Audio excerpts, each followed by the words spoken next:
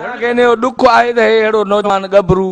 जेको bio university मूंखे उन विक्टिम सां जिन सां ज्यादती थी आहे मूंखे उन्हनि जो दुख आहे जेके माण्हू अगवा थिया आहिनि जिन खां कारियूं फुरी वयूं जिन पुलिस वारनि खे मारियो वियो आहे जिन जे मथां हमलो कयो आहे मूंखे उन्हनि सां हमदर्दी न त भई हिनखे कोर्ट में प्रोड्यूस कयो वञे हा हे नौजवान थी सघे थो हिनखे ॾिसो पुलिस मुक़ाबले में पुलिस जे मथां हमलो थियो आहे उन में हिकु ॾोहारी मारिजी वियो आहे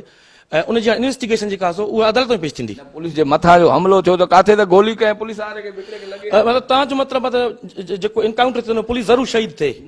शहीद न थिए कुझु न उन में तव्हां ख़ुशि न पुलिस शहीद थिए उहो इनकाउंटर आहे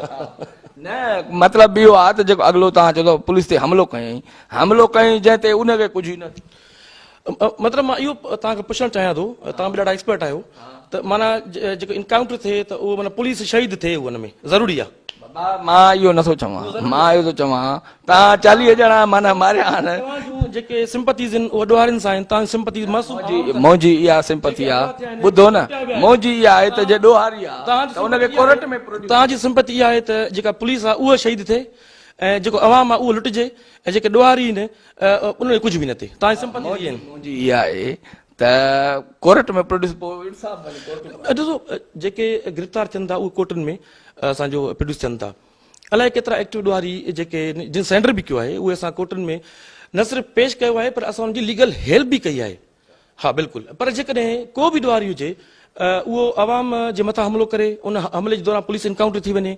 या पुलिस जे मथां हमलो थिए त यकीनन जेका सेल्फ डिफेंस कानून इजाज़त ॾिए थो तव्हां सेल्फ डिफेंस में तव्हां फायर ब्रेक करे सघो था त उन में जेकॾहिं उहो मारिजी वञे थो त उहो केर बि हुजे ॾोहारी त ज़ाहिरी आहे उन ॾोहारी सां सिंपथी न हुजणु खपे असांखे सिंपथी हुजणु खपे उहे विक्टिम जेके आहिनि